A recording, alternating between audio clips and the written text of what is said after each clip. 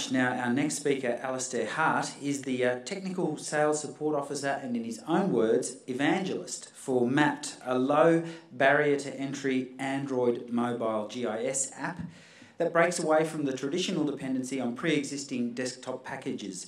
Mapped seeks to disrupt and democratise the mobile GIS industry by providing a simple yet full-featured interface. And I suspect we might hear a little about it, but I'm not sure.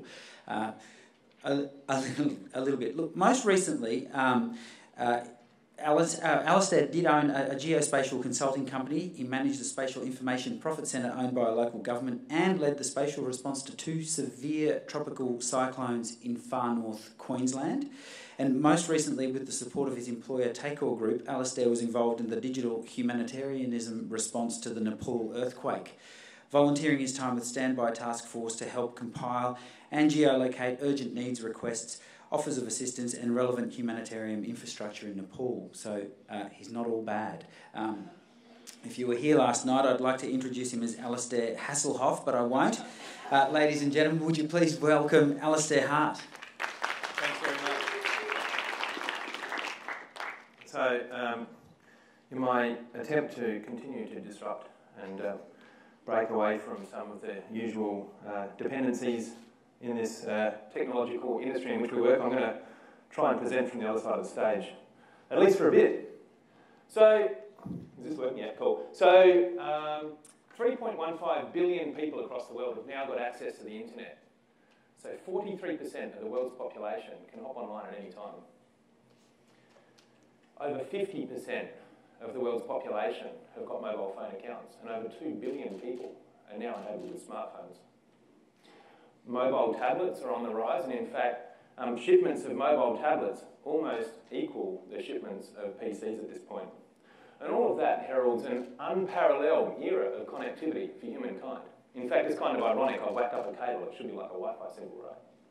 So I just want to drop an anchor at this point in the conversation and ask you to hang on to these sort of statistics while I go back and reflect on my own pivotal moment, in fact, pivotal moments that have led me to being here on this stage, sharing my thoughts with you. So it started when I was an idealistic 23-year-old, following the hostel manager of my backpacker hostel down to a protest. She was cute, I was naive. I ended up getting beaten up on the shores of Port Hinchinbrook in far north Queensland, and for the foreigners, that is the deep south of Australia. We just call it the deep north. So here I was campaigning against inappropriate canal-style, Florida-style canal estate development in North Queensland, having come from South Australia, and I was bewildered by the relationship between the population up there and their environment. I always understood the environment was something to be cherished, to be protected. I came from a place with very little rainfall and vegetation and topography, and here I was surrounded by World Heritage reef and rainforest, and people were just ripping it up, you know? It was like they saw the environment as something to be controlled, not something to be cherished. So one particular incident that led to my embracing of spatial application, spatial technology, was this. This is the displacement of the intertidal zone. And this preceded the survey of the subsequent development. And in fact, if you use Queensland Globe, kindly provided by Queensland Government, and drop the cadastre over the aerial imagery at Port Hinchinbrook, you'll see that there are some cadastral parcels that extend into the intertidal zone. Now, under the Marine Parks Act, that should technically be State Marine Park, but it's mapped as freehold. So I actually went out there and created a map of that, dropped the cadastral parcels over the imagery, went out with a differential GPS and GPS the extent of the high tide mark, and sent that off to the state government, and they sent me back a letter telling me I didn't know anything and to stay out of it. It was a different government. So shortly thereafter, I was also involved in a campaign to advocate against the development of banana agriculture in the Daintree, which is one of Australia's World Heritage listed rainforests, and that cemented my understanding that people saw this environment as something to be controlled, not cherished. And really, again, I saw spatial information as playing a role in engaging advocacy. And really what I wanted to do was to remove plausible deniability as a platform for really bad decisions on environmental policy by public decision makers. And I think that's where spatial holds a tremendous amount of promise. So you know, come 2006, we had our own non-human, you know, composting machine come through in the form of Cyclone Larry. And as a local in the area at the time, I attended the town, the epicentre of this cyclone as an auxiliary firefighter 5 or 6 days after the cyclone to help provide fire cover, because everyone was using generators and using gas stoves and candles, and we expected houses to get burnt down. But we had too many fireys, so I volunteered to help out in the local disaster coordination centre, which had no maps. And I went downstairs and had a chat to the State Emergency Services Controller, and he was running the whole incident, like 800 SES volunteers off a 100k topo map sheet, literally a physical paper, 100k topo, thumbtacked to a pinboard, right? And I said, you know, can I make you some maps? And he just about cried. And so, like, it's not a criticism, it's an observation. And the observation is this, that we all understand that spatial technology is out there and is prevalent throughout our society, but it wasn't. It wasn't at that time, and that was a real lesson for me. Now, I commend the QRA and the Queensland Government for the efforts that they've done in the meantime to completely transformatively change their enablement in that space. But certainly in 2006, at a local level, there was very little resources to support the response to that event. So, you know, the cyclone comes through, it denies thousands of people are temporarily displaced and denied the basic necessities of life. And meanwhile, you know, even the most fundamental forms of navigation were proving challenging, and we really needed to improve our ability to deliver spatial information in support of, you know, our humanitarian goals, be they environmental or disaster related. So following Cyclone Larry, I was involved in a group called Atherton Tablelands GIS, and we embarked on a natural disaster mitigation project funded project to deliver a web mapping interface to democratise spatial information to our volunteer emergency services members, to firefighters, to state emergency services, and it also unified all of the stakeholders in wildfire mitigation that historically had operated in their own silos. So we provided access to all of the state and federal government agencies that also had a role to play in this, from, you know, Air Force environmental officers to forestry guys to national parks guys. You know, they all were able to play in the same space. So it was built on free and open source technology, and we enabled people to be able to do their own custom layers, effectively crowdsourcing information, so people could come in and digitise on screen.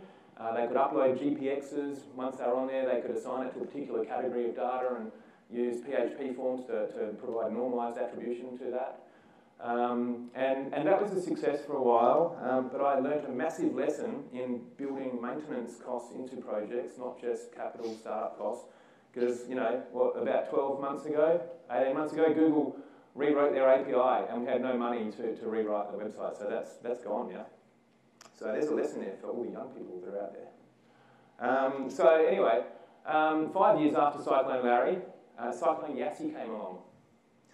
And not only did it destroy the electricity infrastructure of North Queensland once again, although there were some more resilient poles, and challenge a few of the recently reconstructed roofs, it brought with it a certain amount of serendipitous karma.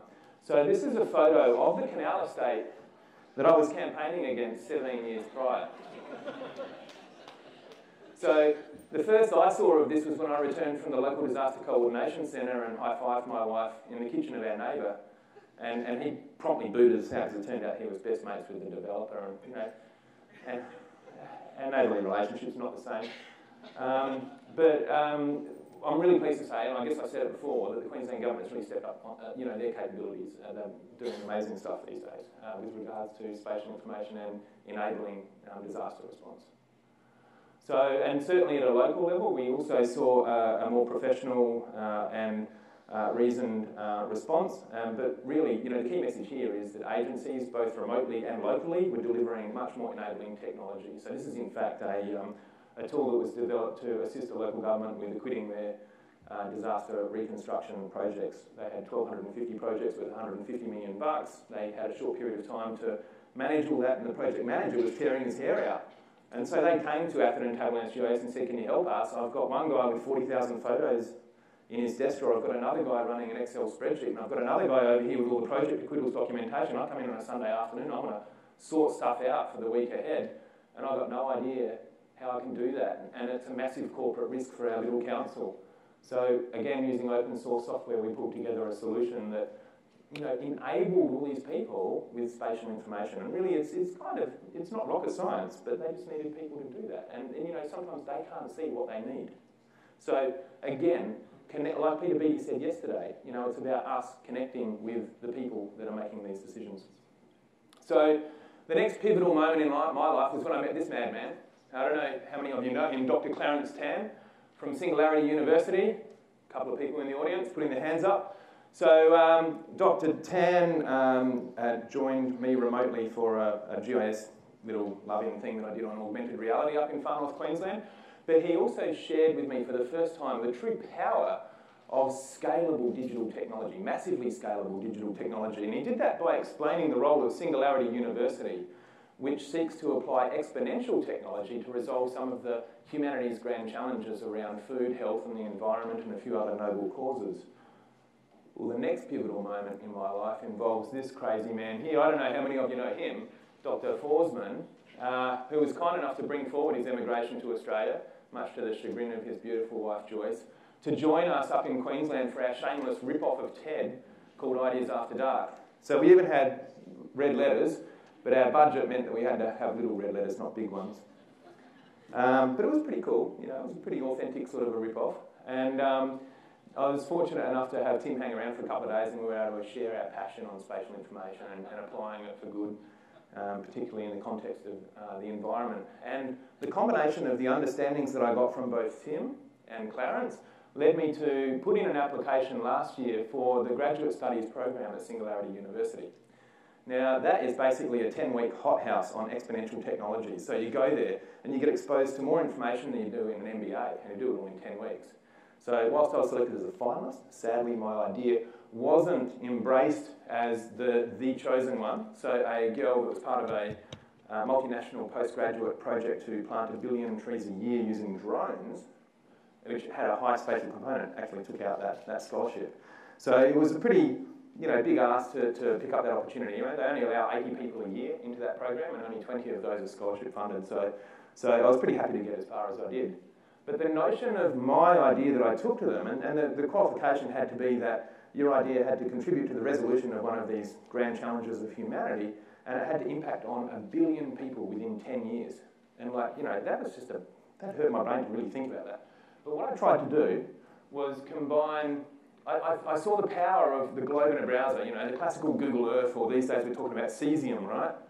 And then there's the noble capacity of Wikipedia, where we can all get together and embed our tacitly held information and share it with everyone else, and they can get it whenever they need it. They don't have to email us, they can go online and get it. And then, of course, there's the ubiquity, the omnipresence of social media, whether people are at the football or having breakfast or sitting on the couch watching TV or going out to dinner with friends, as we learnt last night from Professor Roseman. Social media is omnipresent. They're always carrying around and checking their Facebook. I hope you're not doing it now. But the point is, I figured if we could combine the power of all of these things, what would happen if we gave people a spatially enabled place that was crowdsourced and managed through an open editorial policy like Wikipedia and empowered with social media to drag the other 99% of the population along this journey with us so that we could all consider our role in delivering sustainability to the earth. And so I put in an application that sort of, tried to encapsulate this. I was given 2 minutes to create a video, and I'm going to play 1.5 minutes of those 2 minutes for you now. That's my application to Singularity University. So it's 2 minutes, really hard to try and get an idea like this across in 2 minutes, but they make you think and, bovrilize it, I say, stick it in a bucket and boil it down to just the bovril. So I'm just going to play that for you now. Hopefully. Mouse. Good. Okay. Fighting environmental decline at a local level is really important, as many local environmental issues link directly back to our global environmental challenges. Case Protect leverages exponential technologies to engage millions of citizens in environmental advocacy through access to technology at an appropriate level. Imagine an online spatial platform for the publication of environmental issues around the world, a crowdsourced environmental body of knowledge, adopting the Wikimedia model of crowdfunding, open editorial policies and delivery in local languages, a platform linking pro bono professionals in law and environmental science with people across the globe needing help to engage effectively in public decision making. It will apply big data analytics to identify knowledge gaps so citizens can crowd capture field research to accelerate delivery of missing science. The veracity of crowdsourced data might be defended with QA procedures driven by automated data consumption, filters, validation and the online editorial crowd. Social media will be integrated to link people and causes, engaging millions more people in the challenge of our future environments, effectively delivering a force multiplier effect to citizen advocacy on public decisions. The collective derivatives and aggregate benefits of empowering citizens to successfully defend their local environments will drive better outcomes on the global issues. Refocusing public decision-making on the benefits to citizenry is intended to drive a fundamental change to long-term thinking and a sharper focus on decisions that respond to greenhouse gas production and climate change. So that was the application. But really what we're trying to do here is, like Uberify advocacy, I hate the word Uberify, it's so, ambiguous really, and it's not that noble anymore. But really, what we're trying to do is to disrupt that process, to get the fisherman in Gladstone that can't get rid of his fish because they've all got red ulcers on the side from dredging and the impacts of that, to engage him with a Nobel professor of mangrove ecosystem health who might be, delivering content out of, the University of Leeds in the UK. And he's happy to contribute his intellectual property and to contribute to a better earth, but he doesn't know how to connect with the disenfranchised people. So if we can provide this marketplace, if you like, where we can connect the disenfranchised with the people that have that power and can share that knowledge, then perhaps we can accelerate some of the discussions and refocus the outcome of these public policy decisions from the vested interests of the lobbyists back to the long-term interests of the population. So I think there's still a lot of work to be done in that space, and I'll talk about that more in just a minute. So the next pivotal moment for me was actually as a consequence of Pivotal itself.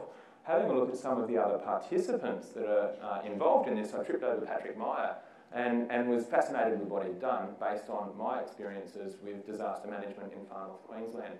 So following the Nepalese earthquake, I joined a standby task force and immediately became pretty active in there. And it became a very personal experience. So I was in the youth symposium, so I missed Patrick's talk this morning, but I'm guessing he kind of explained the fundamental concepts of crisis mappers and standby task force. But the idea is that we can aggregate intelligence from a variety of different sources, normalise it, geolocate it, and pass it on to agencies and governments that are responding to humanitarian crises. So in this particular instance, I was working in the incident room and in a whole bunch of urgent needs room and a whole bunch of other rooms, the GIS room. And the stats that I got from one of the coordinators from Standby Task Force indicated that out of a global population, we only had 190 individuals doing this work in Standby Task Force, and only 20 of those were in the GIS room. So the work that we were doing was very personal, very powerful. I soon found myself staying up till 4 in the morning because I couldn't possibly go to bed and sleep when I knew that there was this guy that I'd just spoken to who was on a hillside in the middle of nowhere, 50 k's from the nearest hospital, and he was the only guy with a mobile phone amongst a population of 600 families that had no food, no shelter, no warmth. They'd been there for a week. They had injured amongst them with broken bones and legs flayed open, and no presence from the medical or government fraternity. But he had a mobile phone, and the deal was that we'd scrape this request for help off Facebook, and there was some chatter about, we can't find this guy, and so I looked it up and I was like, well, he's got a mobile number, I'll just give him a call. So I called him, and sure enough, he answered, and he's like, on the side of a mountain in Nepal, and he's got mobile coverage. It rains for 2 days in North Queensland, and we lose mobile coverage. I wish Telstra were here, Ian. Maybe you get those guys to come along next time. Being able to talk to him, and then, I was scouring Google Earth, and finally I figured out where he was, and I was like, it's this patch of houses, and yeah, no worries, and it looks like this. Yep, definitely, we've got you now. And then I was chatting to some other guys from the International Medical Corps, so I was able to directly pass his situation onto those guys and log that in the urgent needs request so that the coordinating agencies could see the linkage that had already been made, and that we didn't have multiple resources responding to that request. But joining those hands was great, and that began a month-long conversation with that guy. And they're now focused on, more strategic things around shelter and sanitation and stuff like that. But it became a very personal thing, and I'd hear stuff on the news and start crying, just because, well, A, I was physically exhausted because I didn't sleep for a week pretty much, and B, it just became very personal. I could visualise the situations of the people that were part of that event. But the pivotal moment in all of this was learning that we could use free software to connect with people on the other side of the world and make a tangible difference to their lives remotely without consuming food and water and requiring shelter and sanitation services within their country where resources were constrained. So one example of that was there was an Excel spreadsheet posted to online from one of the room moderators who said, the UN want this spreadsheet updated so that every one of these health facilities has a district as an attribute. Well, there are a heap of attributes in this table already, including longitude and latitude, right? So we all know the power of that. No one else in the room really understood that. And the moderator was saying, everyone grab a record and go and find a district for it. And I said, give me 10 minutes. So I took that Excel spreadsheet, geocoded it and created a point data set in MapInfo, exported that as a KML, brought that KML into Google My Maps, created this map, and just hit share. And it took me like 10 minutes. And I posted the link back on the room and said, use this link, because if you go in here, we can really short-circuit the whole process and everyone can edit each little entry in here and, we can speed up this whole process. And, of course, you can export a CSV of this data set so we can stick it back in Excel and give it to the UN in Excel format because that's what they wanted. But in the meantime, there's this whole spatial process that hasn't even been seen. So just briefly, because I'm running out of time, this is the Map Android app that I was talking about earlier, or that Ruben mentioned. So I'm very passionate about citizen science and community advocacy, and I'm pleased that my new employer, to Core Group, allows me to pursue that pattern. So we're currently in discussions with the Cairns and Far North Environment Centre about supporting their citizen science projects, including initially the Cairns Drain Stencil project, which basically goes around and marks up drains to remind people that when they flick their ciggy butt in the gutter, it ends up on the reef. Right? We're passionate about our tourism, but we like our tobacco more. So this is what the end product looks like. But along the way, we can go out there and map the location of the stencils that we're dropping, take photos of them, and then stick all of that in the interactive web map that's sitting up on the Marine Response Team within the CAFNIC website. Another example, just briefly, is the Iranian Cheetah Society, who we're supporting to do a national audit of the cheetah population in Iran. So the guys are going out and creating activity stations, and typically these will be near a water point, or another attraction for the cheetah population, so that they can use their cameras with their IR sensors to pick up the activity of the cheetahs. And by mapping all of these locations, we can then visualise that information. Simple, but effective. One other application of MAP was in West Africa, where one of the NGO medical organisations was downloading the case notifications each day at their international headquarters, geocoding that, putting a buffer on it to create a hot zone, if you like, and then pushing that buffer back up to Google Drive. So MAP integrates with Google Drive. So the guys in the field could then take that data set off Google Drive, and we've got really strong geofencing capabilities, so they can just say, make it an exclusion zone. And then whenever any of their staff walked into the exclusion zone, the tablet would beep and vibrate and put up an alert on the screen and log a breach activity. So that enhanced the personal safety of their staff. So during my talk, I've discussed some of the potential around citizen enablement with spatial technology. To summarise, however, Peter Beattie said that in many ways we hold the answers, but we need to connect with the people who hold the questions. And I think that our challenge is reaching far beyond merely deploying spatial information to integrating spatial through the pivotal principles with the very core of behavioural and social science and engaging the masses in the challenge of sustainability.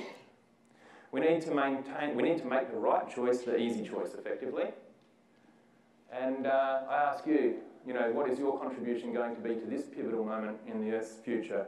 And I ask you all to make sure you review the pivotal principles and complete the pivotal survey. Thank you.